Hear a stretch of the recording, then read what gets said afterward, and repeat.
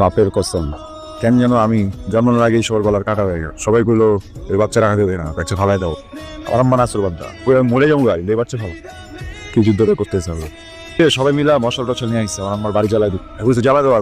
এমন সময় প্রত্যেকে যেন হিরোর মতো আমার বাপ এসে আমার আম্মার হাতটা ধরছে। যেই লোক কোনো কারণ ছাড়াই আমার আম্মার আর আমার জীবনটা বাঁচিয়ে রাখুক, ওই লোকটাকে কেমনি এক্সপায়ার হইতে।